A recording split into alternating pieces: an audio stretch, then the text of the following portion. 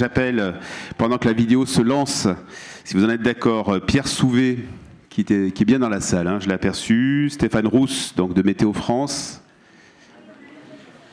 Jean-Michel Diaz, que j'ai vu au premier rang tout à l'heure, deuxième rang, qui arrive, Amapola Ventron, que j'ai vu arriver également,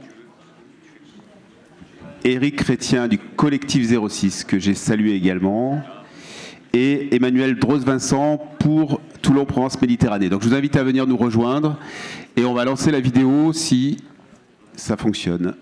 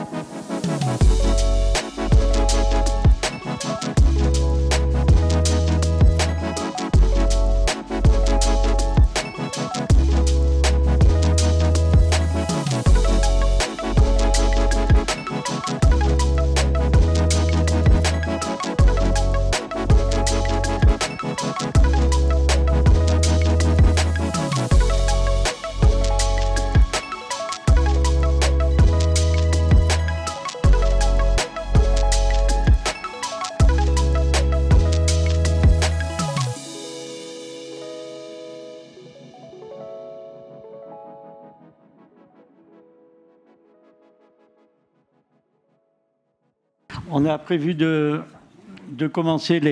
débuter ces interventions. Donc je vous rappelle, nous avons Pierre Souvé, président de l'association Santé Environnement, Stéphane Ross, directeur adjoint de Météo France. Il est où? Il est là, voilà. Et Jean-Michel Diaz, je viens de le voir, président du groupement maritime industriel de Fos et directeur de Sud Total Énergie. Hein, c'est ça? Surtout groupement maritime industriel. Surtout groupement maritime industriel. Oui, en tant que... D'accord. Amapola Ventron, qui est le maire de Cabriès, hein, et qui représente à la fois le département et la métropole. Et Éric Chrétien, qui... Je crois que tu étais pilote de chasse. Bon. Donc, vous voyez qu'il a... Il a quand même une connaissance de l'aérien. Il va nous faire part de ses témoignages. Pierre, alors est-ce que tu peux, s'il te plaît, donc tu es médecin, tu es très engagé, tu t'occupes de l'association Santé Environnement. 1, 2, 3. Ouais. Hein, et tu es très actif au niveau national du cadre PNSE. Donc nous te passons la parole, donc l'OMS, les lignes directrices. Voilà, vous avez préparé avec Dominique ce que tu pouvais... Oh, il a préparé tout seul. Voilà. On a quelques slides. Voilà. Et je vous demande simplement de bien parler dans le micro parce que certaines personnes me disent que dans la salle, on ne nous entend pas toujours très bien. Donc j'ai combien de temps? Tu as 7 minutes. 7 minutes, c'est parti. Bonjour à tous, je remercie Atmosud. D'autant que nous venons de sortir des vidéos sur l'air intérieur en association avec Motsud, avec l'Union régionale des médecins libéraux PACA, soutenue par l'ARS, soutenue par la région Sud qui est là. Et donc ces vidéos sont disponibles, ouvertes à tous. Il y avait le président d'Atmo France, il faut qu'il les diffuse à tous les Atmos. C'est un outil important. Parce que nous, donc je suis cardiologue, j'ai fait ma carrière à Vitrolles. Alors c'est pour ça que j'ai créé l'assaut, parce que en arrivant tous les matins avec ce nuage de fumée, on s'est dit quand même on va essayer de faire quelque chose, et avec quelques collègues on a créé ça, et maintenant on est au niveau national.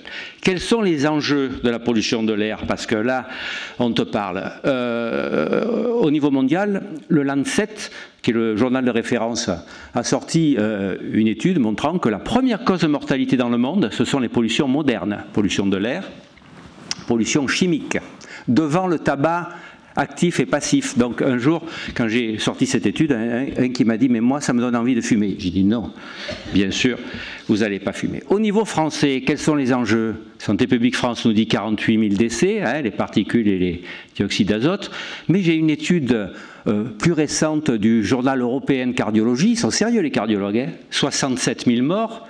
J'ai une étude de Harvard de 2021, ils sont sérieux Harvard, hein, 97 000 morts. Donc vous voyez, je ne veux pas vous dire que c'est 97 000 ou 48 000, mais l'enjeu est absolument majeur, ce sont les décès. Donc imaginez le nombre de pathologies, et les pathologies liées à la pollution de l'air, c'est les pathologies chroniques. Et on sait qu'on a plus de 20 millions de personnes atteintes de pathologies chroniques, infarctus, coronaropathie, accidents vasculaires cérébraux, mais aussi la grossesse, des enfants de petits points de naissance, des prématurités, mais aussi du diabète. Enfin, je ne sais pas si vous le savez, un diabète sur 7 serait lié à la pollution de l'air, parce que l'inflammation systémique que fait la pollution, en fait, déstabilise le système, l'homéostasie glucidique, et favorise le diabète. Une grosse étude américaine le montre. Vous voyez des enjeux, bien sûr, cancer, pathologie respiratoire, mais c'est surtout AVC, cardiopathie, ischémie qui sont en premier, presque 60%, donc des pathologies chroniques. Et comment voulez-vous que notre système de santé survive? En 2012, nous avons dépensé, tout compris, régimes généraux, plus tous les régimes, plus les dépenses que vous faites vous de votre poche, 230 milliards d'euros dans l'année en 2012. En 2021, nous étions à 307 milliards. Et là, mon grand slogan que je sors à chaque fois, si on ne veut pas remplacer sa carte verte vitale par la carte bleue, il nous faut faire moins de malades. Et donc, les professionnels de santé ne correspondent qu'à 15% de vos déterminants de santé. Humilité des professionnels de santé, 15%. C'est tout le reste, et les acteurs de santé que sont les élus que je vois ici, c'est tout le reste. Donc si on veut que notre système survive, il nous faut moins de malades. Et donc c'est ce que je vais vous montrer avec les normes OMS. La première diapo. 3 messages majeurs de l'OMS. Il n'y a pas de seuil en dessous duquel la pollution de l'air ne provoque pas de pathologie. Deuxièmement, si nous abaissions les seuils au nouveau seuil OMS, notamment les particules PM2,5 à 5 microgrammes par mètre cube, nous diminuerions de 80% la mortalité liée à la pollution de l'air. Autre élément que connaît bien Atmosud, il faut s'intéresser aux particules ultra fines, au carbone élémentaire et à la composition des particules, parce que leur toxicité varie en fonction de leur taille et de leur composition. La diapo suivante, Dominique. Je crois qu'elle a du mal à arriver. Voilà, elle arrive. Donc l'OMS a abaissé ses valeurs de... on va parler des particules fines 2,5, même s'il faut s'intéresser aux ultra fines. De 10, il fallait vivre à Helsinki, 10 microgrammes par mètre cube. À Helsinki, c'était merveilleux. Je vous rappelle qu'en France, en Europe, c'est 25 microgrammes par mètre cube, la valeur réglementaire. Et donc, ils se sont basés sur 3 études essentielles. Une première étude que je n'ai pas mise au Canada, dans des zones très peu polluées, c'était en moyenne 6 microgrammes par mètre cube, il y avait 25% de risque de mortalité en plus, dans des zones très peu exposées. Cette grande étude américaine, sur presque 1 million, plus d'1,5 million d'adultes suivis, il y a un risque de mortalité toute cause qui augmente de 12%, de mortalité cardiopulmonaire de 23%, de cancer du poumon par 26%. La difficulté des études avant, c'était que ça ne tenait pas compte de votre statut tabagique et votre index de masse corporelle, qui était un facteur de risque en lui-même. Là, tous les éléments sont lissés. Dans cette étude, les valeurs de pollution oscillent entre, dans l'ouest américain, à 6 microgrammes par mètre cube, puis côte est, côte ouest, on est plutôt à 16, bien en dessous des valeurs réglementaires françaises. Et d'ailleurs, je vous rappelle qu'aux États-Unis, la valeur réglementaire est à 12 microgrammes par mètre cube. On est toujours à 25, nous. Et que là, ils envisagent de la passer à 10 microgrammes par mètre cube. Et donc, dans cette étude, vous voyez aussi que les plus touchés, c'était les jeunes. Le surrisque était encore plus fort chez les jeunes, chez les non-fumeurs, et chez les gens en plus qui étaient très maigres. Pour le cancer du poumon, évidemment, celui qui fumait avait un surrisque. La suivante. Et voilà les courbes qui veulent bien dire ce qu'elles veulent dire. J'ai un prompteur là. Dominique, la suivante.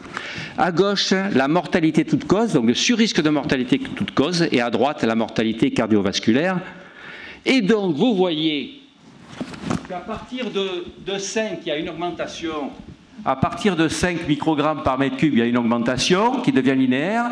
Et sur la mortalité cardiovasculaire, qui est la cause principale, également, c'est direct. Donc l'OMS ne pouvait pas décemment rester à 10, parce qu'il y avait toute une partie de décès et de pathologies qui étaient, du coup, on disait, ah, on les accepte. Non, l'OMS ne peut pas les accepter. Et nous, où on est, eh ben, on est sorti de la courbe, nous, hein. On est sorti de la courbe. Donc l'Europe est en train de revoir ses réglementations, mais bon, tout de même. Tout de suite, pour vous dire, à Tokyo, nous, les acteurs de santé, qu'est-ce qu'on fait? Ben, à Tokyo, c'est les élus. Ils ont arrêté le diesel en l'an 2000. Ils ont baissé le taux de particules 2,5 de 44%, pour être précis. Ils sont passés de 24, c'était beaucoup, à 16. Ils ont comparé avec Osaka, qui lui s'est mis plus tard. Bien, écoutez ces chiffres, la mortalité globale a baissé de 6%, la mortalité pulmonaire de 22%, la mortalité cardiovasculaire de 11%. S'il y a des gens ici qui prennent des médicaments pour le cholestérol, pour éviter d'avoir l'infarctus, il faut que j'en soigne un. Qu'est-ce que je dis? Il faut que j'en soigne 25 pour éviter un événement dans l'année, pas une mort, mais bon, une hospitalisation, une dilatation. Il faut que j'en soigne 25. Là, avec cette décision publique, vous avez économisé 11% de morts cardiovasculaires, 22% de morts pulmonaires. Donc vous voyez que ces acteurs de santé sont essentiels. La suivante, j'y suis presque. Étude européenne, avec une cohorte française, autrichienne, danoise, finlandaise, dans des zones très peu polluées. Il y avait 50 000 dans les 325 000 adultes qui étaient étudiés. Il y avait à peu près 50 000 qui étaient dans des normes inférieures aux normes américaines de 12 et 25 000 à des normes inférieures aux normes OMS actuelles. Et bien donc, chaque fois que les particules augmentaient, le risque de décès augmentait.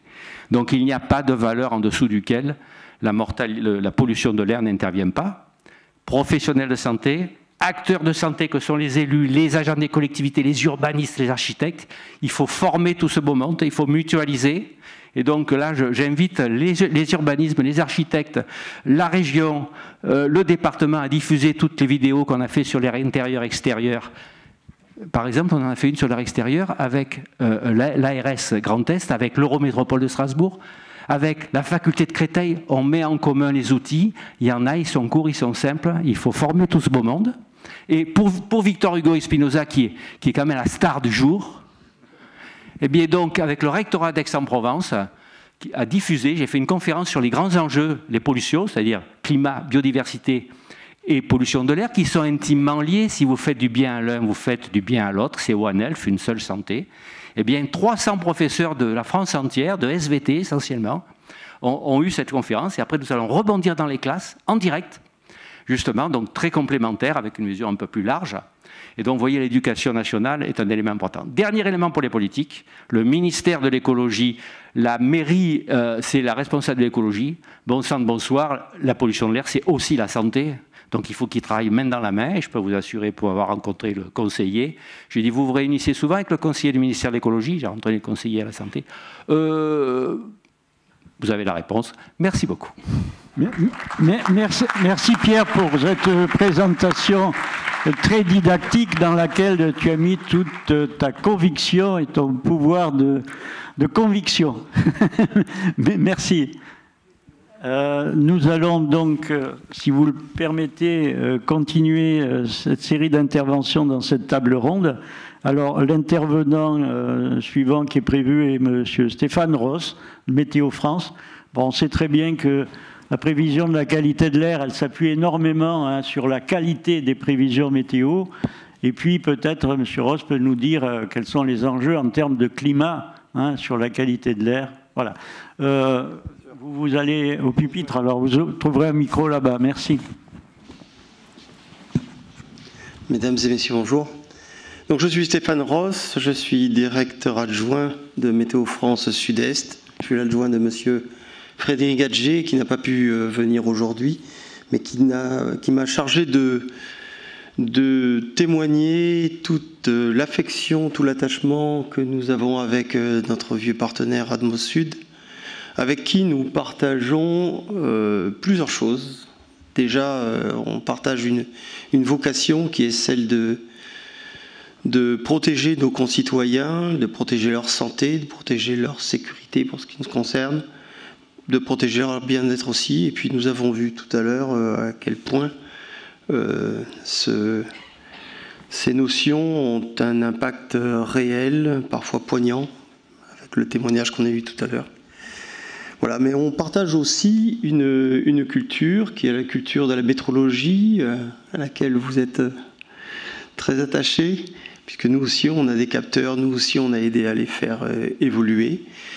Et nous aussi on est des grands utilisateurs de la modélisation qui nous a permis, entre autres, de déceler, il y a de ça plus de 30 ans maintenant, de déceler qu'un réchauffement climatique était à l'œuvre, qu'il était de très grande ampleur, qu'il était dû aux activités humaines, qu'il était inéluctable, mais que si on modifiait notre façon de vivre, qu'il pouvait être peut-être un petit peu adouci et un petit peu atténué et qu'on avait la main dessus. Voilà, alors au-delà de ça,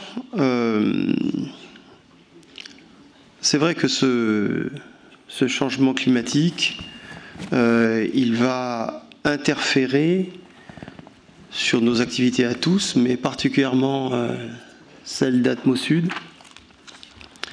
puisque les paramètres météorologiques influent de façon évidente sur non seulement les concentrations, la diffusion des particules fines, mais aussi leur chimie. Et inversement, ces particules influent sur la météorologie, puisque on s'est rendu compte maintenant, à travers d'innombrables études, que les îlots de pollution et les îlots d'urbanisme, en général, ont quelque part leur propre météorologie. Donc le réchauffement climatique, qui va aussi influer sur le risque des incendies de forêt auxquels nous sommes extrêmement sensibles ici dans le sud-est. Alors bien, on sait qu'on a déjà de nombreux résultats sur les scénarios qui décrivent le monde qui nous attend, mais en ce qui concerne les interactions entre le changement climatique et la qualité de l'air, il faut bien avoir à l'idée qu'on se place sur deux échelles de temps très différentes, puisque la qualité de l'air est très réactive précisément aux politiques publiques, aux mesures qui peuvent être prises même de façon très locale, alors que le changement climatique, lui, s'appréhende sur des échelles de temps et d'espace beaucoup plus vastes. Néanmoins, à Météo France, nous avons développé un savoir-faire de plus en plus efficace, de plus en plus pointu, pour mieux modéliser, mieux décrire ce qui se passe à petite échelle. Et nous avons déjà une bonne expérience d'études avec des mesures et des modélisations fines qui permettent de décrire en détail les impacts locaux à l'échelle infradépartementale et à l'échelle d'une grande ville comme Marseille, par exemple, ou d'un secteur industriel. Voilà, donc tout ça pour vous dire que l'étude, les études de ces interactions-là nécessiteront de façon inévitable un focus, donc une loupe, pour être en mesure de donner des résultats pertinents et exploitables. Bon, ben, tout ça présuppose que notre partenariat, je l'espère, va perdurer et se renforcer. Et au nom de tous les personnels Météo France, je souhaite à Atmosud un excellent 50e anniversaire. Je vous remercie. Merci beaucoup, monsieur. Monsieur Ross. Donc rappelons que Météo France a un Conseil supérieur de la météorologie et les ASCA sont présentes dans les différentes commissions, santé, observation. Donc voilà, nous maintenons le lien étroit entre Météo France et le travail que mènent les ASCA. Monsieur Diaz, peut-être à vous. Bonjour. Oui. Alors, où est-ce que vous voulez aller là-bas? Non, je reste ici. Vous restez ici. Alors, très bien, pas de problème. Alors, vous pouvez y aller. Jean-Michel Diaz, président du GMIF, Voilà. Et donc qui représente plutôt le collège industriel et qui nous suit depuis longtemps. Et votre exercice en quelques minutes, c'est de nous parler finalement des enjeux de l'industrie et puis de la façon dont l'industrie se réinvente aujourd'hui autour de l'étang de Berge. Je sais que vous êtes très actif aux côtés du sous-préfet, donc on vous écoute. Bien, d'abord la première chose, quelques mots rapides sur le groupement maritime et industriel de Fos et sa région, qui est une association 1901 qui a été créée en 1971 par la fusion de deux associations qui avaient vu le jour après-guerre, une côté Port-Saint-Louis-du-Rhône et une côté Fos étang de Berre. Donc ça regroupe environ 360 industriels, 40 000 emplois directs, 180 000 emplois au total.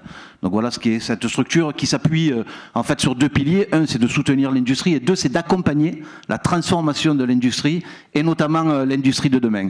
Alors, je vais commencer par vous donner l'enjeu qui est devant nous et notamment celui que tout le monde s'est fixé, qui est la neutralité carbone en 2050. Mais on va faire des steps entre deux. Et donc, il faut juste avoir conscience que la dernière fois où on a eu la neutralité carbone sur cette Terre, c'était en 1960, et on était 2,2 milliards d'habitants.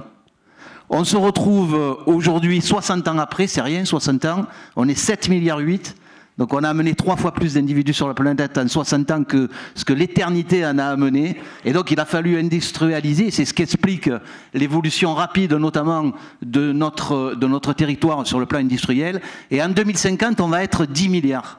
Donc 5 fois plus qu'en 1960 et il faut retrouver la neutralité carbone.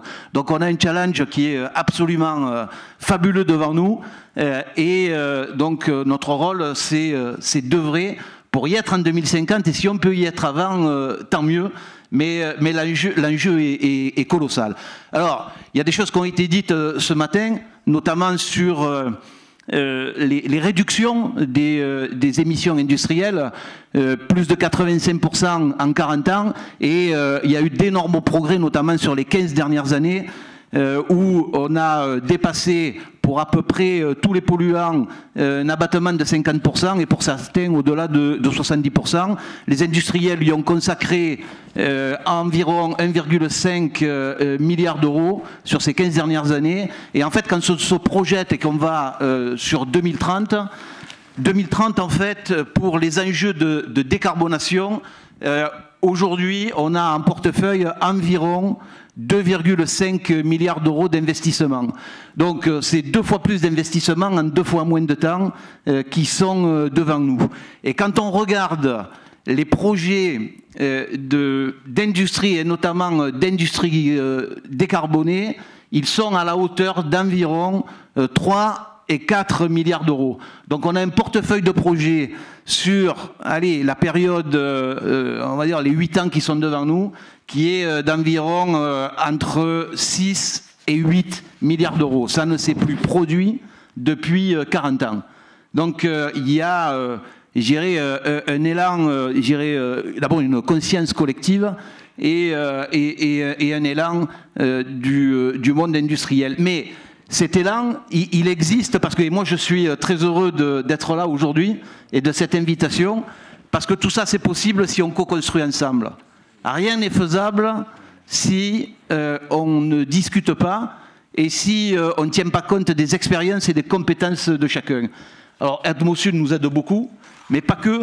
L'ensemble du monde associatif nous aide dans ces démarches. Alors il y a eu sur ce territoire des démarches qui étaient des premières en France, et je pense notamment à Réponse, qui est portée par le S3PI, le secrétariat permanente de prévention des pollutions industrielles, qui a été créé il y a 50 ans aussi, d'ailleurs, et qui a fêté son anniversaire il y a pas longtemps. Et donc, Réponse est une démarche qui n'existe aujourd'hui que sur ce territoire et qui a pour objectif de dialoguer, d'abord de travailler avec les 5 collèges qui constituent le S3PI et surtout de dialoguer avec les populations pour améliorer la qualité de l'air et notamment l'impact de l'activité industrielle qui, avec les progrès que j'ai évoqués tout à l'heure, s'équilibre aujourd'hui entre la mobilité et le tertiaire à un tiers. Et donc, mais ça, c'est pas suffisant. On a tous, je pense, dans cette salle, on a tous un objectif commun, c'est que les biens et les services soient produits en chaîne courte et soient le plus décarbonés possible. Je crois qu'il n'y a quasiment rien dans cette salle qui n'est pas produit à partir de l'industrie. Et il vaut mieux le faire chez nous plutôt que d'aller le chercher en Chine, par exemple, où le bilan carbone n'est pas forcément le meilleur. Mais pour que ça soit possible, et pour que les investissements que j'ai évoqués, qui sont devant nous, qui sont un vrai espoir, puissent être réalisés, eh bien, il faut co-construire. L'industriel, il ne le fera pas seul, ça ne serait pas une bonne chose, et on en a besoin. Et donc, on a lancé une initiative sur ce territoire qui est dirigée par le sous-préfet de l'arrondissement d'Istres, sur demande du préfet de région, qui est le laboratoire territorial industrie. Alors, les laboratoires territoriaux, c'est une démarche d'État qui permet à des territoires de tester quelque chose d'innovant. Le laboratoire territorial industrie, c'est une première de ce territoire, il n'y a pas d'équivalent en France. Alors, c'est quoi et ça a quel objectif? On a parlé tout à l'heure de Réponse qui intervenait sur les sujets de la qualité de l'air. Le laboratoire territorial industrie, c'est de travailler ensemble pour co-construire l'industrie de demain. Et donc, il y a 3 grands thèmes qui vont être traités dans ce laboratoire territorial. Le premier, c'est d'abord d'expliquer pourquoi l'industrie, elle en est là aujourd'hui sur ce territoire. Je l'ai évoqué tout à l'heure en parlant de la croissance exponentielle de la population mondiale et des biens qu'il a fallu produire et de l'énergie qu'il a fallu fournir. Donc ça, il faut l'expliquer parce que les gens, il faut qu'ils comprennent. Le deuxième point, c'est de co-construire avec la société, et quand je dis avec la société, c'est avec les citoyens, de construire ce visage industriel à l'horizon 2030 et au-delà, si on peut le faire. Et puis le troisième point, c'est de définir ensemble les conditions de soutenabilité des projets. Voilà, parce que un projet, et on l'a vu, aujourd'hui, sur ce territoire, l'acceptabilité de l'industrie, elle n'y est plus. C'est oui à l'industrie, mais pas chez moi. Et donc, si on ne travaille pas ensemble, qu'on ne définit pas ces conditions, on n'y arrivera pas. Et je répète, cette transition énergétique, et notamment pour le CO2, est absolument fondamentale, parce que autant les autres particules générales, elles ont une limite géographique, elles retombent dans un environnement assez proche. Le CO2, lui, il est mondial. Et ce qu'on produit ici, 5 jours après, se retrouve partout sur la planète. Et donc, si on veut contribuer à réduire cet impact carbone et aller vers la neutralité, il faut absolument qu'on arrive à transformer notre industrie et à les développer. En tout cas, il y a de grands espoirs devant nous en termes, je dirais, d'industrie moins impactante sur la qualité de l'air. Il y a de gros investissements, il faut qu'on soit en mesure de les accueillir, mais dans les accueillir dans des conditions qui satisfassent l'ensemble de la société et notamment les populations environnantes. En tout cas, c'est notre objectif pour les années qui sont devant nous. Merci beaucoup, Monsieur Diaz. C'est clair, hein, l'activité industrielle, c'est nous qui la consommons, c'est tout le monde qui la consomme. Hein. Donc voilà, on est tous embarqués dans le même train ou le même avion, ou le même bateau. Et voilà, il faut avancer. Et des transformations de l'industrie, et Gérard Ferréol en a parlé ce matin, hein, il y en a eu d'importantes. Et on arrive aussi maintenant à un point où il y en a des très grosses en cours. Hein. Oui, tout à fait. On verra cet après-midi avec ArcelorMittal. Hein, voilà. Merci, Monsieur Diaz. Et je passe la parole à Amapola. Hein. Merci, Monsieur le Président. Merci. Alors, mesdames et messieurs, bonjour. Je vais continuer sur la lancée de Monsieur Diaz. Je n'avais pas prévu de parler de l'industrie en préambule, mais je pense que c'est bien pour la compréhension de tout le monde. En tant que vice-présidente de la métropole et conseillère départementale donc, du canton de Vitrolles, je suis donc en charge de l'environnement sur ces deux institutions. Et pour nous, la décarbonation est un sujet central de nos politiques. Et nous allons vraiment, nous travaillons déjà sur cette volonté de décarbonation. Alors c'est vrai qu'on se donne comme horizon 2050, tout le monde a cet horizon-là, mais nous souhaitons accélérer la démarche avec les industriels et aussi avec les différents maires, donc du pourtour de l'étang de Berre. Donc ça, c'est la première chose. Parlons aussi, dans votre exposé était très intéressant, mais n'oublions pas aujourd'hui que pour acheter des crédits carbone, on les achète aussi l'autre bout du monde, et qu'aujourd'hui, il est aussi important au niveau de nos institutions de réfléchir à produire des crédits carbone ici en France, parce qu'on en est capable. Donc c'est une grande politique que nous allons mener avec Martine Vassal, et rencontrer les différents industriels et les maires donc du pourtour de l'étang de Berre. Ensuite, concernant donc les différentes politiques de la métropole et du département dans notre transition écologique, je crois que je ne vais pas refaire les exposés qui étaient très bien faits. Nous avons un territoire très dense où nous avons toutes les problématiques en fait, les transports routiers, la zone portuaire, les zones industrialo-portuaires, des zones périurbaines, des centres-villes très denses, avec évidemment aussi des zones moins denses avec la question donc du chauffage, du bois énergie, du chauffage bois et du brûlage. Donc, même si le plan de prévention de l'atmosphère montre une amélioration de la qualité de l'air, il reste fort à faire et il faut faire rapidement. Donc avec mes deux casquettes, je vais vous montrer qu'il y a quand même une complémentarité des différentes politiques publiques qui sont mises en œuvre. Le département, comme vous le savez, entre 2018 et 2022, a mis en place une politique d'aide à l'achat du véhicule électrique en abondant 5 000 € à chaque particulier qui changeait sa voiture. Et de même, donc, au niveau des vélos à assistance électrique, ça a été donc aussi un vrai succès, puisque pour les vélos, donc, nous avons financé 25 000 vélos, et pour les véhicules, nous en sommes à 17 000 véhicules. Tout ça pour une somme globale de 93 millions d'aides. Donc, le département a impulsé ce changement d'habitude, de paradigme pour l'utilisateur de la voiture. Ensuite, ça a décrié, et vous êtes tous bien au courant de la ZFE que j'ai mis en place donc sur Marseille, où là encore, c'est un secteur qui est fortement impacté par les différentes pollutions et surtout le dioxyde d'azote. Donc nous avons ces différentes politiques qui s'adressent à l'habitant pour qu'il respire mieux, pour qu'il ait une meilleure qualité de l'air, mais surtout pour qu'il change de logiciel et qu'on l'aide à changer de paradigme. Une voiture n'est pas égale à une voiture. Moi, ma voiture électrique, elle ne fait pas la même chose que mon ancienne voiture. Elle répond à 80% de mes besoins. Donc à moi de trouver pour les 20 autres %. Et quand on est urbain et qu'on développe aujourd'hui les transports doux et les transports collectifs, comme le fait la métropole avec l'aide du département, il faut qu'on change nos habitudes et c'est vertueux pour notre pouvoir d'achat également. Donc ensuite, comment ne pas parler du plan climat qui a été voté il y a un peu plus d'1 an à l'unanimité, je rappelle, c'est quand même très bien.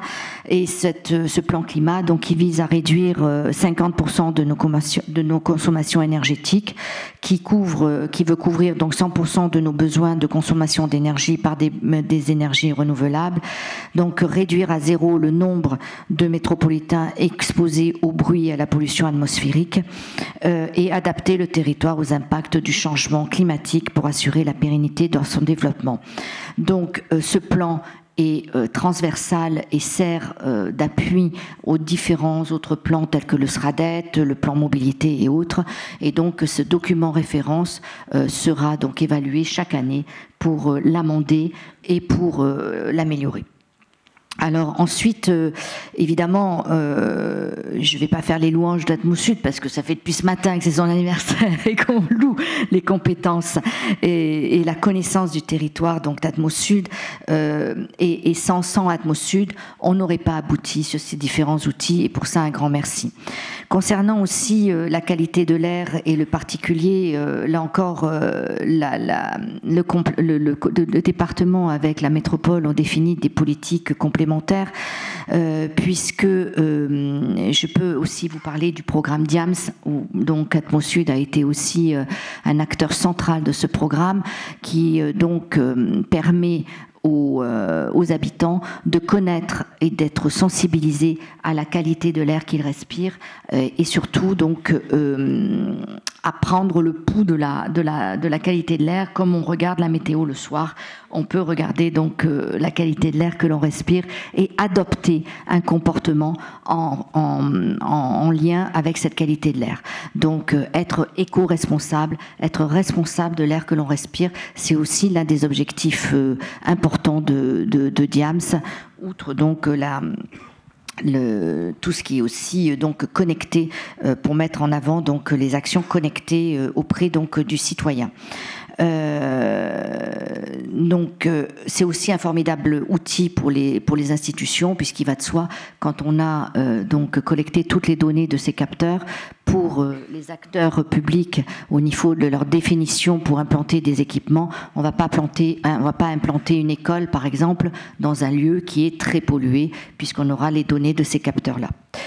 Donc ensuite, donc vous savez également depuis donc novembre 2018, il y a un partenariat avec l'ADEME très actif sur le fonds Air-Bois, et c'est ainsi donc que le département finance à part égale l'installation donc de chauffage bois vertueux. Donc c'est ainsi donc 4500 particuliers ont bénéficié déjà d'une aide pour environ 4,5 millions d'euros d'aide. Donc, on fait encore là un deuxième dispositif pour environ 1800 appareils. Donc, on sensibilise également les habitants sur le brûlage des déchets verts. Ça, c'est constant parce que, voilà. Et donc, nous essayons avec ces deux institutions à la fois de nous adresser au public, aux habitants, à l'industrie, mais également d'être vertueux et d'accompagner les différentes institutions que sont les mairies dans la conception de leurs programmes, notamment donc d'habitation, de bâtiments publics, de routes et aussi donc d'équipements pour des mobilités douces. Donc voilà, dans nos métropoles et dans nos communes qui sont vraiment saturées, nous redonnons la place à la qualité de l'air perdue avec l'arrivée du tout voiture. Je pense qu'il faut vraiment, il est urgent aujourd'hui de changer de logiciel. On est dans un train qui fonce dans une montagne. Je pense que le ralentir ne suffira pas. Il faudra vraiment changer de train et trouver un train donc qui soit beaucoup plus vertueux et qui nous apprenne à vivre différemment. Donc merci Atmosud et bon anniversaire.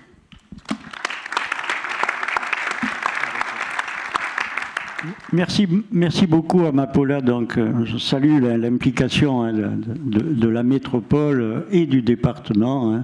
Martine Vassal a eu l'occasion, tu en as parlé de la signature du plan climat. C'était un des éléments où j'avais l'occasion de la rencontrer, de voir sa détermination. L'implication des collectivités, c'est fondamental. Donc c'est la plus grande qui vient de s'exprimer de la région.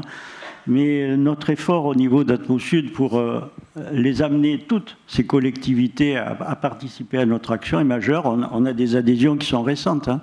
La communauté de communes des Pays des Paillons, parce qu'il y avait des communes qui adhéraient, dont Nice par exemple, mais la restructuration des collectivités, la transformation des lois fait que les EPCI se sont reformatés, on va dire. Et là, on a une communauté de communes qui vient d'adhérer. On a aussi le Pays d'Arles qui a adhéré. Il nous reste encore quelques... C'est les plus petites qui sont plus difficiles à convaincre, qui ont moins de moyens. Et c'est tout à fait compréhensible. Mais c'est fondamental, l'engagement de tous. Merci encore à Amapola, donc ce beau projet d'IAMS qui a vraiment été, qui a impliqué énormément les associations. Hein. Je pense à FNE Environnement, hein, Richard. Hein. Bien, nous allons maintenant donc donner la parole à Éric Chrétien, je l'ai dit, qui est un ancien pilote de chasse. Hein.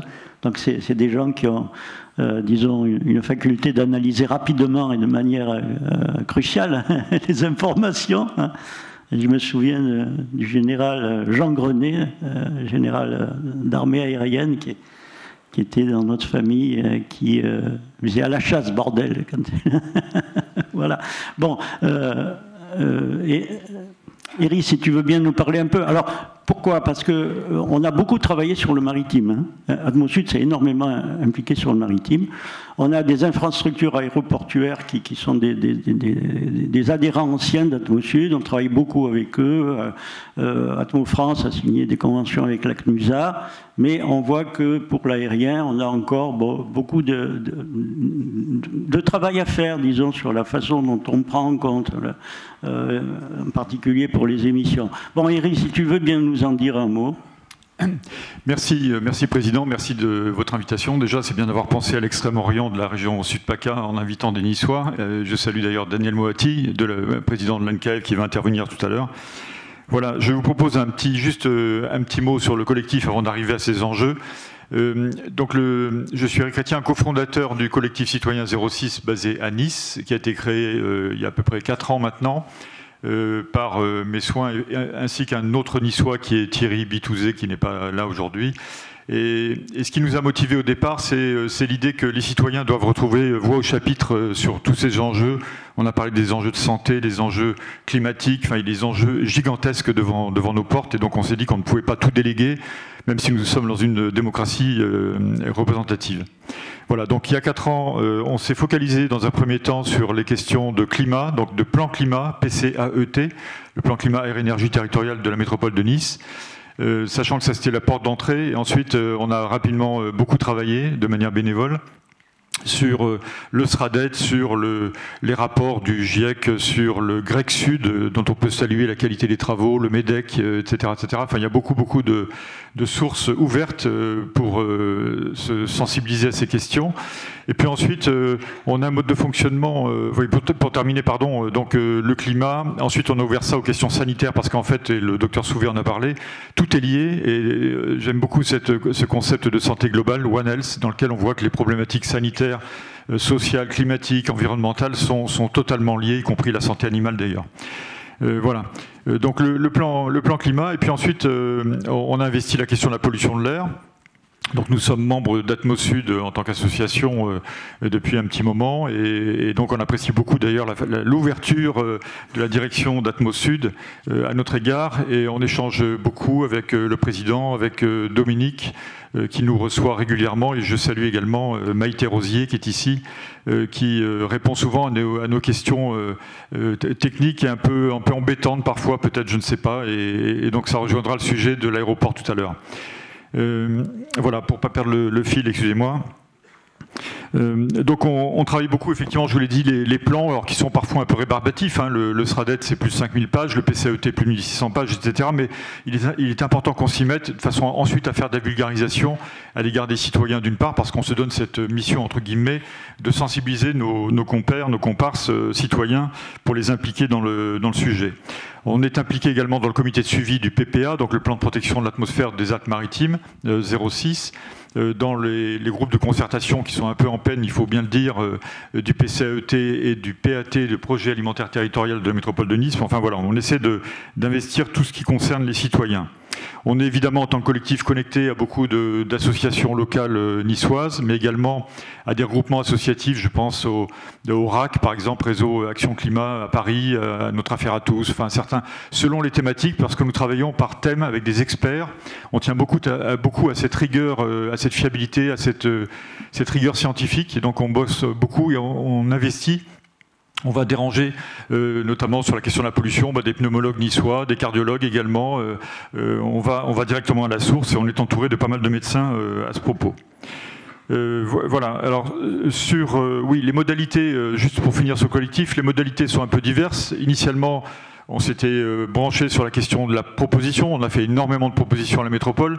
Et on s'aperçoit qu'on est vite qualifié de poil à gratter ou d'empêcheur de tourner en rond, ou que sais-je, des mots sympathiques, qui font que petit à petit, on s'aperçoit que le dialogue est quand même un peu plus difficile avec certains élus.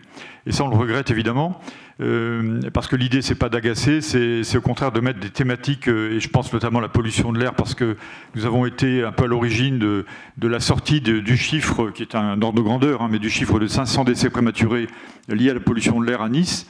Ce que nous avons partagé d'ailleurs avec Christian Estrosi dans son bureau. Bon, évidemment, ça n'est pas très plaisant à entendre, mais l'idée, encore une fois, c'est d'avancer, de faire des ZFEM efficaces, de réduire ce transport qui est la première cause d'émissions sur la métropole de Nice, etc., etc. Voilà, alors j'avance. Atmosud. Alors, moi, je voudrais vraiment féliciter l'équipe en place actuellement. Donc, l'équipe, c'est la direction, c'est tous les techniciens, les ingénieurs, etc., et leurs partenaires, mais également tous ceux qui étaient avant vous, hein, depuis 50 ans. Donc, il ne faut pas oublier tous vos prédécesseurs. Donc, si on en est là aujourd'hui, c'est grâce à eux également. Pour nous, en tant qu'association, l'idée, c'est de parler des enjeux pour les associations. C'est un observatoire, Atmosud, un observatoire particulièrement précieux, d'une part par les échanges que j'ai évoqués tout à l'heure, quand on a des questions, etc. Et je vais prendre quelques exemples. Et à ce propos, nous sommes des utilisateurs absolument assidus de Sigal, qui est un outil très précieux.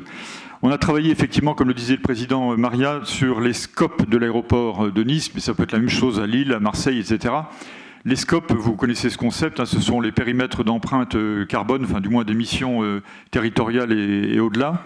Et on s'est aperçu, en grattant un peu les données d'Atmosud, les données de la Société des aéroports de Côte d'Azur qui gère l'aéroport de Nice, également les données de la DGAC, la Direction Générale de l'Aviation Civile, bien qu'à chaque fois on avait trois ordres de grandeur différents.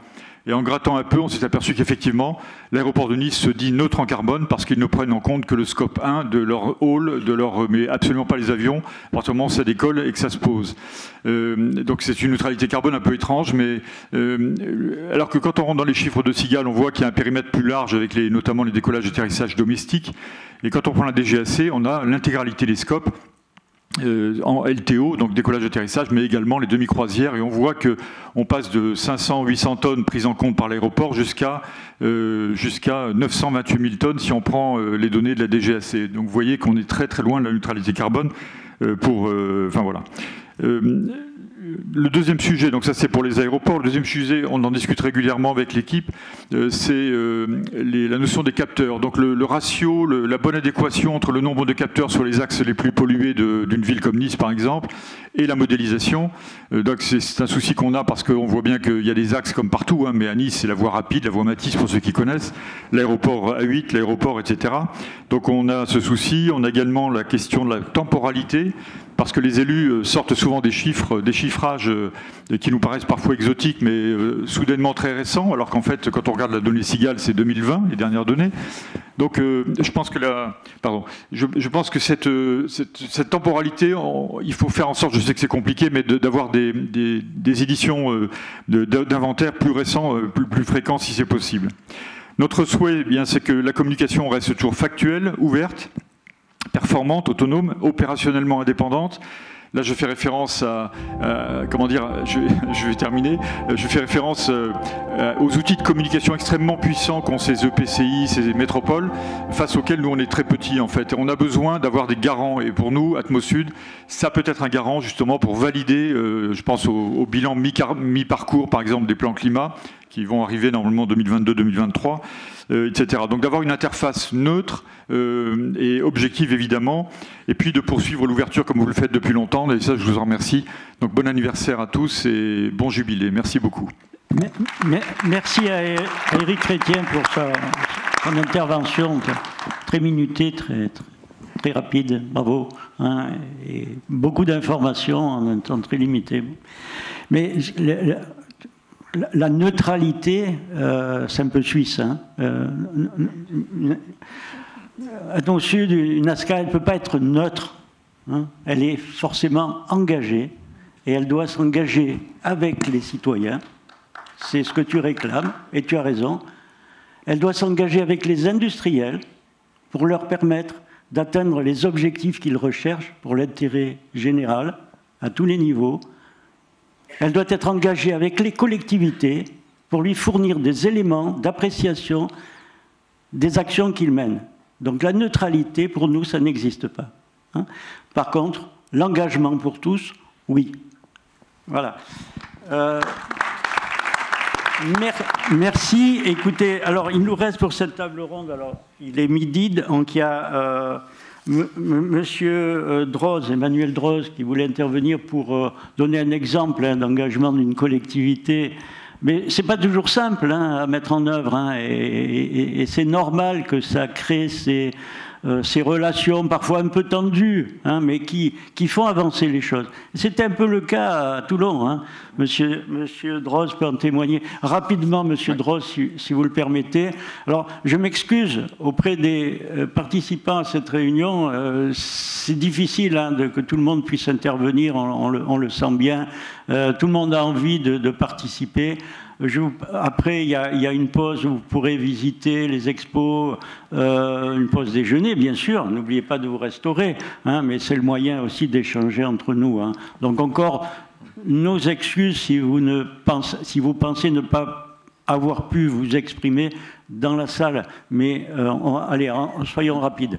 Allez-y, Monsieur Droz, moi, je voulais effectivement illustrer l'enjeu de la qualité de l'air par un document de planification dont on a déjà parlé, c'est le PCAET, le Plan Climat, Air, Énergie Territoriale. Alors, moi, je travaille dans une collectivité, je suis dans une intercommunalité, et donc je témoigne au titre de technicien en charge donc d'un PCAET. Et à la métropole, donc Toulon, Provence, Méditerranée, le territoire il est couvert par le plan de protection de l'atmosphère du Var. Et dans ce PPA 83, il est inscrite des actions métropolitaines, dont l'électrification des quais ferries puis croisières de la rade de Toulon et la mise en place de la zone à faible émission mobilité. Voilà, donc le TPM, au titre de ses compétences, élabore et adopte un plan climat dont la finalité est la lutte contre le changement climatique et la pollution de l'air. Donc cette porte d'entrée, là, comme Eric l'a bien dit, il comporte un diagnostic avec des potentiels, une stratégie, un plan d'action et une évaluation environnementale. Et il intègre un plan d'action qualité de l'air, donc c'est où je voulais en venir, parce que donc le volet air il est renforcé, et ce PAQA il reprend les mesures de TPM sur les déplacements au regard du PDU, comme l'adaptation du réseau de transport en commun, le RER toulonnais, le BHNS, le déploiement des bornes de recharge pour véhicules électriques, le développement des pistes cyclables ou l'aide à l'achat de vélos à assistance électrique. Donc ce document, il doit être intégrateur. Dans notre cas, il est en cours de finalisation, c'est-à-dire que suite au retour de l'avis des parties prenantes, on intègre les remarques et on s'efforce d'embarquer les acteurs du territoire sur ce projet. Alors en particulier, on a souhaité embarquer les institutions, les associations environnementales et les territoires voisins de TPM en leur soumettant un questionnaire et aussi en les invitant tout simplement à participer à nos comités de pilotage. Voilà. Donc moi ce que je tenais à souligner, c'est qu'il y avait énormément de données qualité de l'air et que ça allait être croissant, et avec une complexité technique de la thématique importante. Donc c'est pourquoi je tenais à remercier toutes les personnes d'Atmosud qui nous aident à décrypter les données territorialisées, et donc en spéciale dédicace en particulier à Laetitia et Sylvain pour leur expertise et leur réactivité. Voilà ce que j'avais à dire. Merci. Merci Monsieur Droz-Vincent pour ce témoignage. Je suppose, alors on n'a pas beaucoup de temps, mais je suppose qu'il y a des associations peut-être de l'Est varois qui souhaitent s'exprimer. Voilà, je vois une main levée. André Trédé, oui, je le vois avec les lunettes. Il y a Étienne Devancé là-haut, c'est toi Étienne? Ouais. Alors, vas-y, vas-y. Bonjour Pierre-Charles, Dominique. D'abord, je suis vraiment ravi de voir ces 50 ans d'Atmosud se fêter. Alors, je suis Étienne Devancé, je suis chef d'entreprise, Vincent Air, je suis aussi président de FIMIA. FIMIA, c'est la Fédération interprofessionnelle des métiers de l'environnement atmosphérique.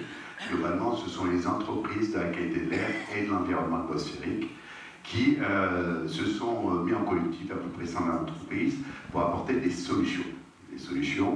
Et ces solutions, ce que je veux dire, c'est que vraiment sur le territoire d'Atmosud, donc tout le sud-est de la France, il y a une dynamique exceptionnelle. Il y a une symbiose qui est en train de se mettre en place entre tous les acteurs de la qualité de l'air, qu'ils soient publics, privés ou associatifs, et qui sont entraînés par une locomotive qui s'appelle Atmosud. Et c'est un exemple que l'on ne va retrouver nulle part ailleurs en France. Il y a vraiment un esprit dans cette association, un esprit de portage de l'ensemble des acteurs pour apporter les solutions pour réussir à gagner le pari de la qualité de l'air. Dans un environnement qui est hyper contraint. Pourquoi c'est un environnement hyper contraint? Parce que, on l'a bien entendu, l'air, en fait, c'est pas comme l'eau, l'air on la paye pas. En fait, l'air, on ne sait pas qu'on la paye. Parce qu'il y a quand même des centaines de millions d'euros qui sont dépensés tous les ans pour essayer d'apporter des solutions pour la qualité de l'air. Sauf que c'est comme la santé, c'est subventionné, donc c'est gratuit. Mais c'est pas gratuit. Et ce sujet de l'air gratuit, ça en fait quelque chose qui a une valeur inestimable, mais qui n'a pas de prix. Ça coûte rien. C'est un vrai problème. Et il y a un challenge qui doit être relevé, je pense, et Atmosud en est un des fleurons, c'est de sortir l'air de dessous le tapis. On parle de mobilité et qualité de l'air, on parle d'énergie et qualité de l'air, on parle de santé et qualité de l'air, on parle de... Voilà, mais la qualité de l'air, c'est en dessous de chacun des verticaux. Il faut que l'air devienne le 1. Vous savez, la loi sur l'air et l'utilisation rationnelle de l'énergie, en 1996, définissait ce que c'est qu'une pollution atmosphérique. Une pollution atmosphérique est un produit chimique amené par l'homme, qui a une action, qui a un impact sur la santé, sur l'environnement, sur le climat, sur les bâtiments, et qui même apporte des nuisances olfactives inacceptables, des choses comme ça. Donc on voit bien que cette loi sur l'air a défini ce que c'était en fait l'objectif, de mettre l'air en haut, parce que finalement l'air c'est ce qui nous nourrit, et sans l'air on meurt tout de suite, hein, c'est 3 minutes, le reste ça peut durer beaucoup plus longtemps. Donc voilà, je voulais vraiment remercier Atmosud pour cette dynamique, cette symbiose entre tous les acteurs. Je voulais remercier aussi Dominique parce qu'on n'avait pas trop bien démarré en fait nos relations. Après, ça s'est beaucoup amélioré, ça vraiment, j'en suis très reconnaissant. Et puis, juste vous dire une dernière petite pub.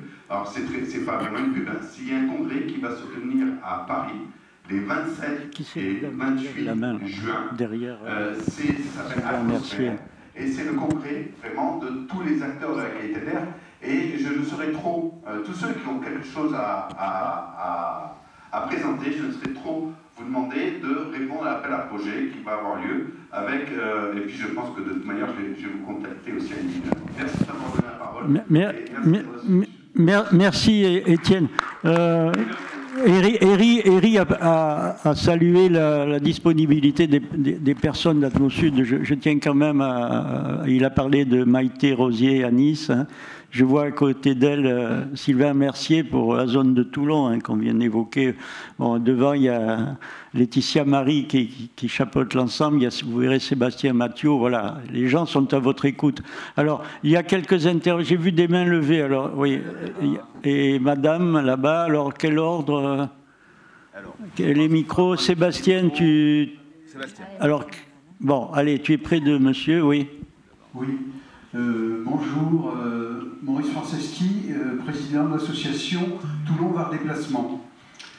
Oui, c'est vrai que on a beaucoup travaillé avec Atmosud et que les mesures qui sont faites sont très intéressantes pour notre métropole de Toulon. Mais nous avons quand même quelques déceptions sur les décisions qui sont prises dans notre métropole.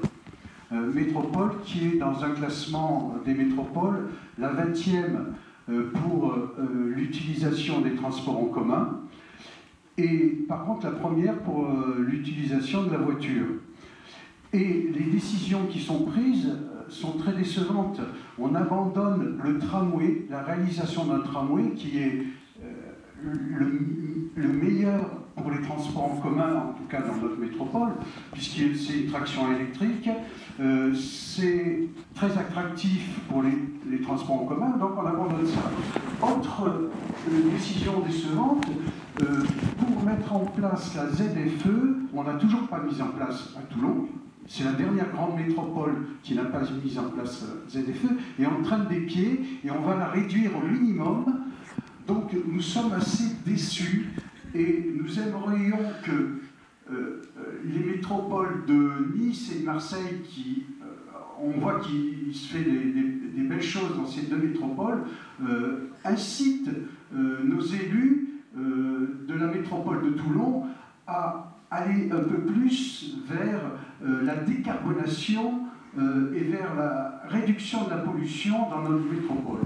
Très voilà, bien. Ce que je voulais dire. Très bien. Et alors, monsieur, même si le ouais. PCAET a des bonnes intentions, dans les décisions derrière, il n'y a pas les décisions suffisantes pour avancer. Très bien.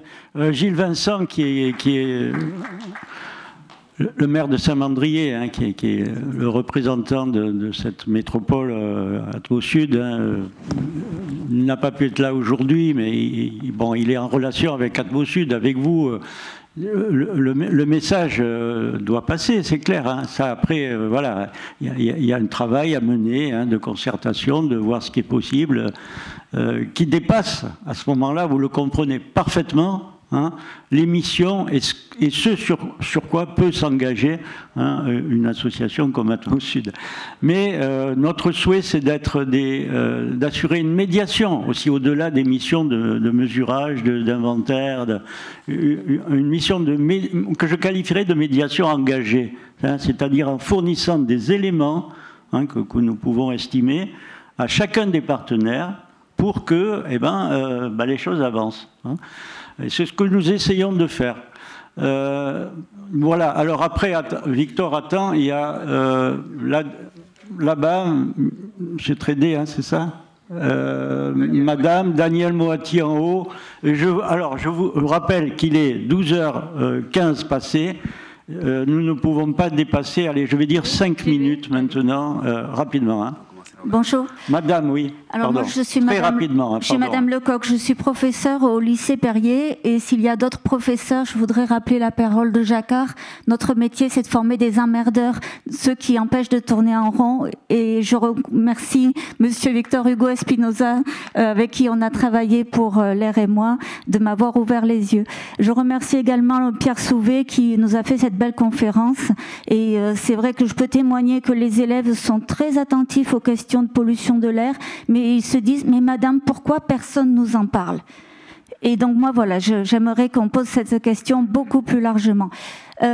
Par ailleurs, moi, je voudrais intervenir là au niveau de citoyenne, c'est-à-dire, je voudrais qu'on discute de la cohérence.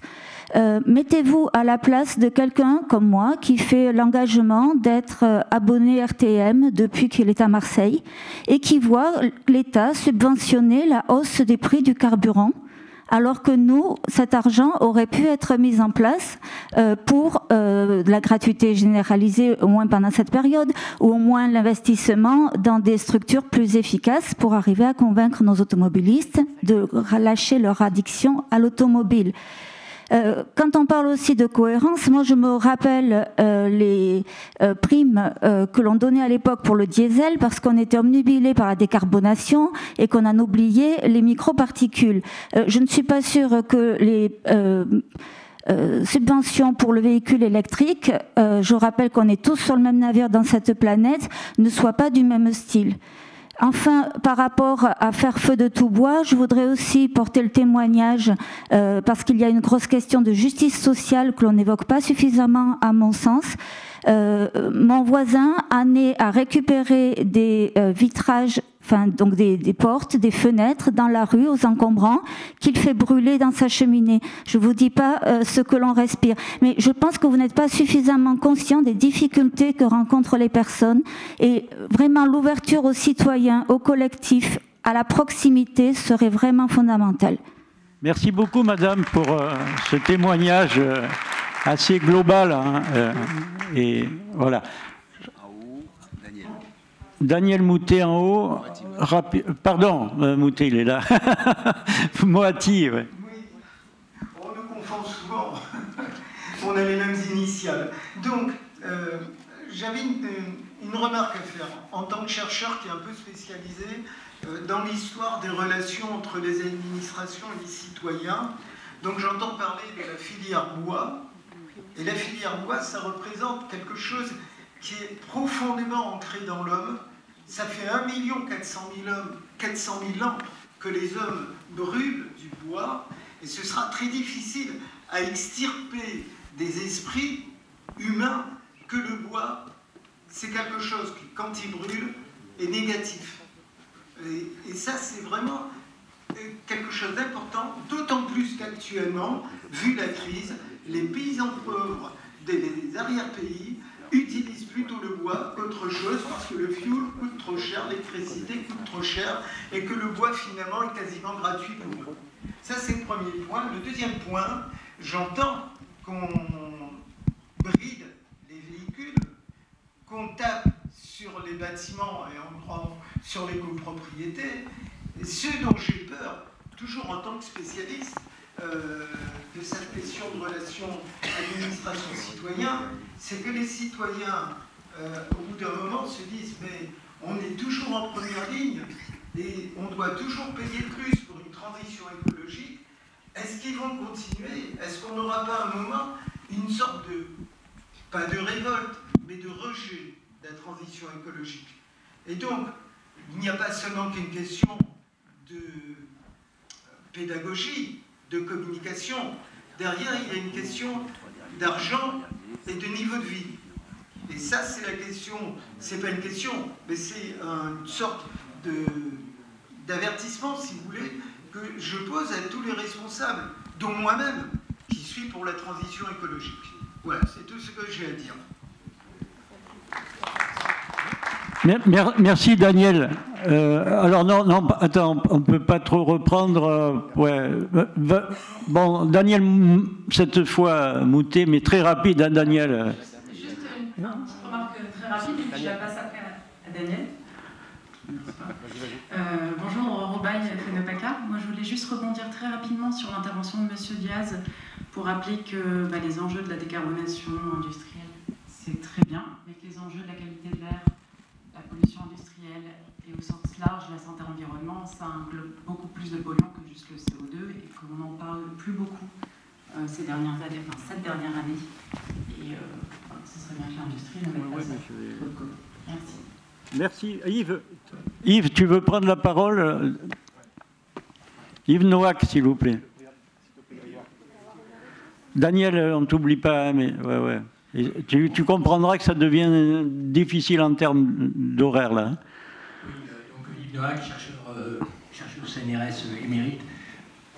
Excuse-moi, Pierre-Charles, je vais t'adresser une petite critique, hein, j'espère que tu ne m'en donneras pas. Non. J'étais un peu étonné dans ta présentation d'entrée que toi, ancien professeur d'université... Pas ancien, toujours émérite et actif en recherche. Voilà. Émérite, alors encore plus. Tu ne parles pas d'un acteur qui me semble être devenu incontournable dans les activités des ASCA et d'Atmosud en particulier, qui est celui du monde de la recherche scientifique publique. Après que moi j'ai commencé avec AirPodUp d'une part, Roland Thielec, Nicole Lemaître au début des années 90, puis après à Hermarex avec Patricia qui était déjà là, puis un petit jeune qui était frais et moulu de l'université, qui semblait déjà promis un très bel avenir, qui s'appelait Dominique Robin. On était en 1995-1996. Et on avait là, je pense à ce moment-là, quelques actions qui ont marqué quand même. Je pense au cadmium hein, dans le quartier de Saint-Louis, de la première étude de la qualité de l'air dans les métros français, hein, qu'on a menée malgré une certaine opposition de l'RTM à l'époque, et de ce qu'on a pu faire à Gardanne aussi. Puis petit à petit, hein, il y a d'autres labos qui sont venus, je pense sur l'aire marseillaise, au LCE, à l'INB, au MIO, et il me semble que Atmosud, c'est aussi, je crois que c'était la première, peut-être toujours la seule, ASCA à se doter d'un conseil scientifique. Ça n'a pas été évoqué du tout jusqu'à présent. Je crois que Catherine Fernandez en parlera un peu cet après-midi, mais tu n'en as pas parlé. Et je peux dire qu'il me semble que maintenant, une grosse partie des activités d'Atmosud et des autres ASCA certainement, parce qu'au début des années 90, à Paris et l'ASPA, la relation avec le monde scientifique était absente des ASCA. Marex et Airpobet ont été des précurseurs dans le domaine. Et maintenant, il me semble qu'une grande partie de l'activité d'Atmosud ne serait pas possible sans cette collaboration avec le monde scientifique, et inversement, parce que ça marche dans les deux sens, une grande partie du monde scientifique marseillais, toulonnais ou niçois, dans le domaine de la qualité de l'air, ne serait pas possible sans l'aide et le soutien d'Atmosud et de l'ensemble de ses équipes. Merci Yves, mais tu me reproches quelque chose que je défends ardemment, alors c'est ça qui me perturbe, hein, parce que je suis un élément moteur dans l'engagement d'Atmosud aux côtés de la recherche. Hein, et donc nombreux sont ceux qui peuvent en témoigner, hein, et la défense des projets européens en particulier, ça me semble primordial. Et je répète, à l'envie, toujours, hein, Atmosud, en l'occurrence, doit avoir un pas d'avance sur la réglementation, et ce pas d'avance, il ne peut l'avoir que grâce à l'effort de recherche. Et tu sais, l'effort de recherche dans le cadre d'une organisation qui n'a pas vocation à la recherche, qui a des missions qui sont clairement définies, ça n'est pas facile. Et que le travail qui est fait dans ce cadre-là, il est remarquable. Hein, voilà.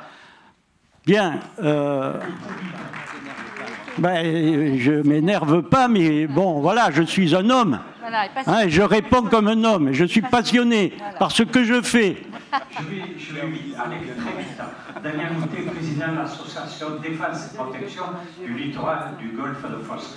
J'invite tous les participants à venir entre l'heure de déjeuner, là, de venir observer le préleveur que nous avons pu mettre en activité avec Jean-François Barmard, le directeur de Carbule Drone, un préleveur qui prélève les particules ultra fines et les gaz, tout gaz, COV, HAP, et pour faire analyser, en partenariat avec le laboratoire chimie environnement d'Aix-Marseille et l'Institut éco-citoyen pour la connaissance des pollutions. Voilà, j'invite tout le monde à aller le voir. Merci bien. Merci Daniel, bravo. Une dernière intervention peut-être, ou deux. Voilà, Gilles Nalbonne et Jean-Charles Lardic. Oui, bonjour, Gilles Nalbonne, correspondant local du réseau Environnement Santé. J'avais une question à poser concernant les ZFE. C'est vraiment un système sur le plan social qui est très injuste.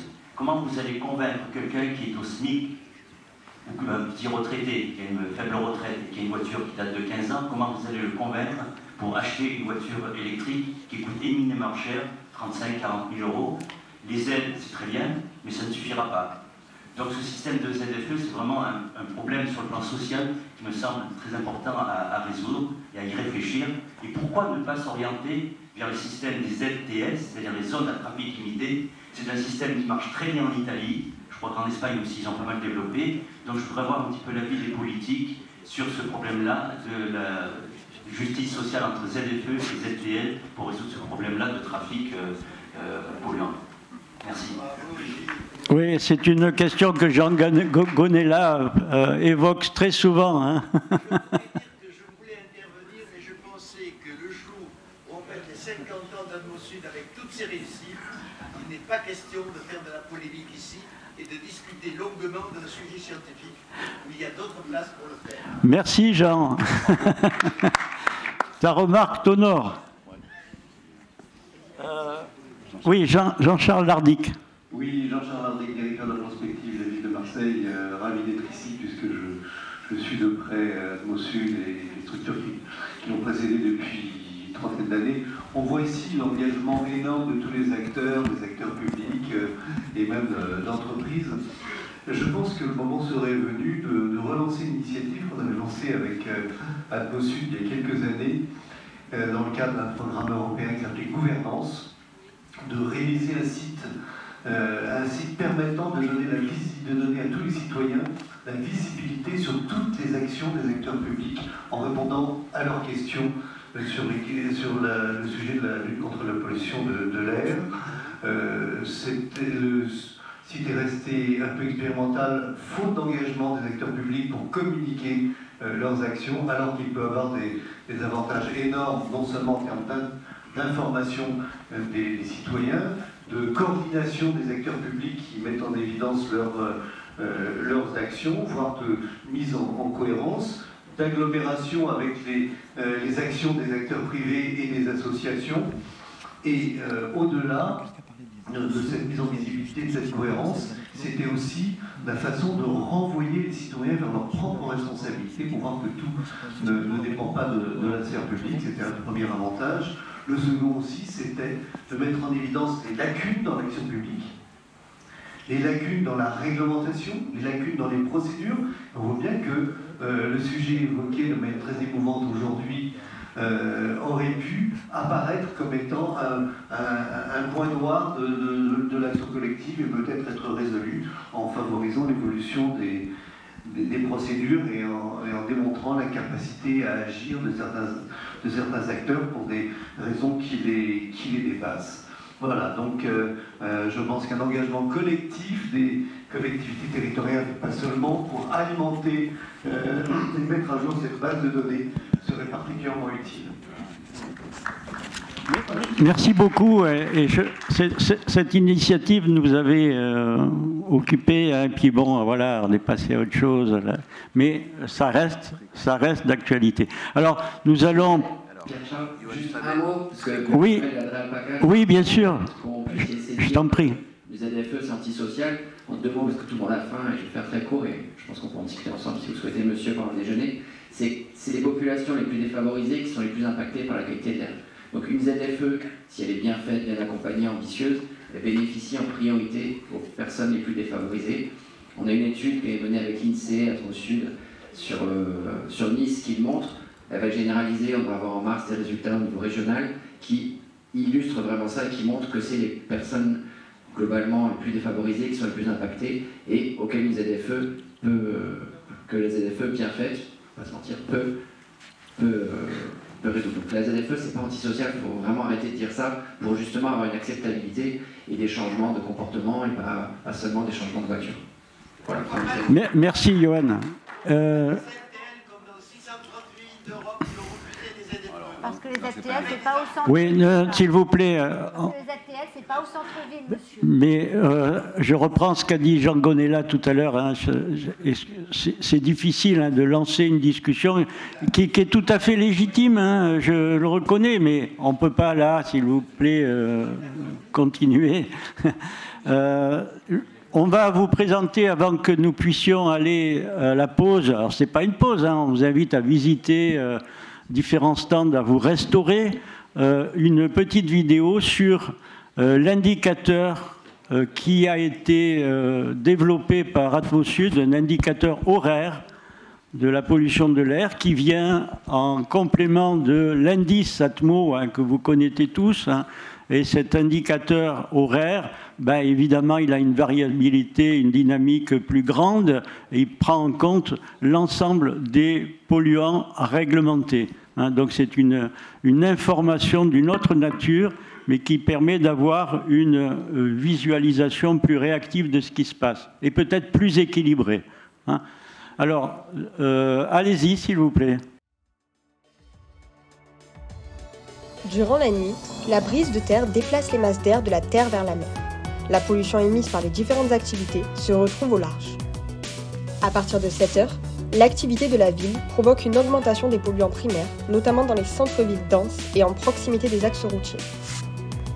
Au cours de la matinée, la brise s'inverse.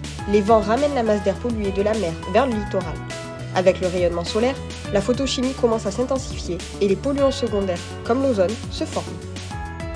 En début d'après-midi, la masse d'air, qui s'est chargée en ozone, est poussée vers l'intérieur des terres par les brises de mer. La pollution augmente également dans les arrière-pays. En fin de journée, la photochimie diminue avec la disparition du rayonnement solaire. Les concentrations d'ozone baissent. Au cours de la nuit, la brise de terre se met en place et disperse de nouveau les masses d'air polluées vers le large. Mais on voit bien. Hein. Et donc, évidemment, la chimie atmosphérique est très complexe, mais ce qui est là, c'est une notion de cumul. Hein, voilà, sans entrer, bien entendu, en détail de quel précurseur de tel polluant, hein, parce que ça devient très complexe, mais ce cumul est une information un peu synthétique qui a de l'importance. Merci encore, et puis nous nous retrouverons après dans cette salle pour 2 autres tables rondes. Hein, voilà. Alors maintenant, nous allons tous rendez-vous à 14h30, hein, on regardera 14h30 le timing. dans cette salle. Merci encore. Bon appétit à tous.